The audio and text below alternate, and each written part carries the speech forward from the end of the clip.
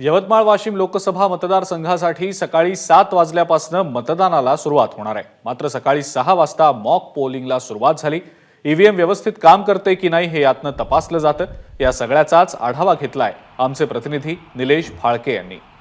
यवतमाळ वाशिम लोकसभा मतदारसंघासाठी 7 वाजतापासून मतदानाला सुरुवात होते। मात्र जे इलेक्ट्रॉनिक वोटिंग मशीन आहे ही काम करते की नाही करत यासाठी मॉक पोल ही चाचणी घेण्यात येते। जवळपास 90 मिनिटं आधी ही मॉक पोलची चाचणी करण्यात येते। आपण पाहू शकतो की या ठिकाणी मशीन ही इलेक्ट्रॉनिक मशीन काम करते की नाही करत याची चाचणी ही 90 मिनिटं आधी करण्यात येते आणि त्यासाठी या 90 मिनिटापूर्वी ही चाचणी करण्यात येते।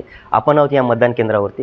मॅडम, मला एक सांगाल, हे नेमकं मॉक पोल हे कशा पद्धतीनं करण्यात येतं, किती उमेदवार रिंगणात आहेत आणि काय कशा पद्धतीने? एकूण आपल्या इथे 17 उमेदवार रिंगणात आहेत आणि एक नोटा असे एकूण 18 आपल्याला द्यावे लागतात।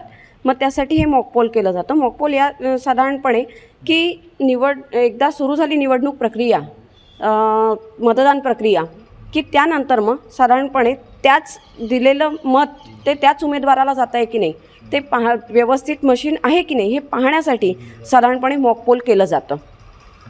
निश्चितच आपण जर पाहिलं तर 90 मिनिटापूर्वी ही चाचणी करण्यात येते, इलेक्ट्रॉनिक वोटिंग मशीन व्यवस्थित काम करते की नाही यासाठी। निलेश फाळके, एबीपी माझा, यवतमाळ। एबीपी माझा, उघडा डोळे बघा नीट।